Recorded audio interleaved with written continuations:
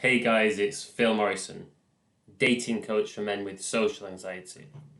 And I thought today I'm going to share with you a mindset which is for any guy who's over 18 and is struggling in his social life or dating life and lacks confidence because of this.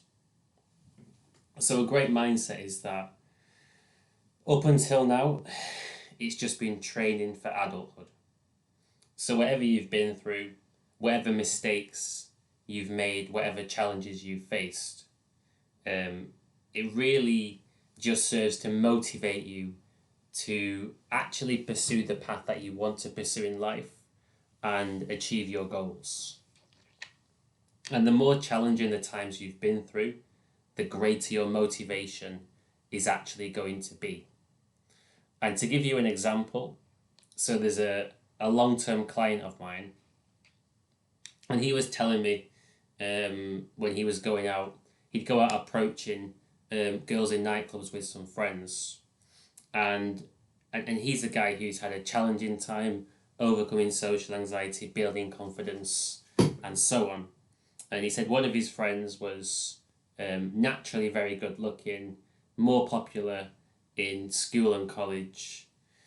So his friend, so him and his friend started to approach some girls in this nightclub, and as soon as his friend started to get some disinterest and some rejection, it basically crushed him.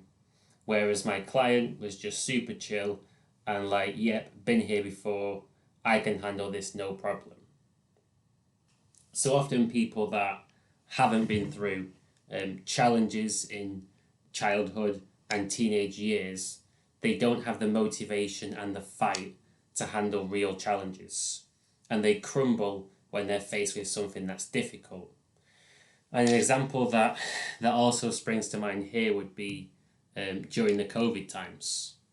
So because I've been through lots of personal challenges in the past and really had to turn my life around, overcoming a lot of social anxiety, facing fears on a regular basis, making lots of mistakes and learning from my mistakes.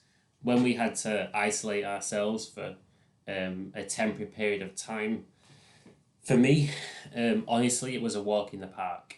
Really, really easy, not a problem at all. But I know that many people who hadn't had experience of facing challenges, they found that to be really daunting, overwhelming, and didn't know what to do with themselves. So if you have been through some challenges and you've struggled during your childhood and teenage years, it actually makes you a lot more resilient, and you can actually use those challenges as motivation to fuel positive action taken. So, for example, you can start going to the gym, and you can use the challenges that you face to motivate you to train that extra 10-20% harder than the average person would do. So actually there's a massive positive and benefit to the challenges that you've been through. And all the mistakes that you've made are just a learning curve. And it's fantastic to go out there having made those mistakes, because you're not going to repeat them. So you're in a better position having made the mistake than you was before making the mistake. And a great mindset which builds on this, one of my favourites, is actually giving yourself the freedom to fail your way to success. This is a fantastic mindset which my mentor taught to me, and one of his mentors taught this to him as well. A lot of us put too much pressure on ourselves to be perfect and not make mistakes. But as long as you learn from mistakes, even making a mistake leads to progress. So I would say just put yourself on the line, take some risks. You know, if you have social anxiety and you're trying to build your social skills up, it's going to take an extraordinary effort to do this. It's fully doable, I've done it, but it takes a lot of effort. So you might as well just put yourself out there as much as possible and not worry about making mistakes. You can't learn how you can calibrate yourself, um, you can't learn how to calibrate yourself without experience of being uncalibrated and then realizing why. So the actual experience is what counts, and you have the motivation to go out there and get the experience. And because you will have been through some challenges in the past, it's actually going to help you when you get challenged during your journey in the future. Inevitably, some things will go wrong.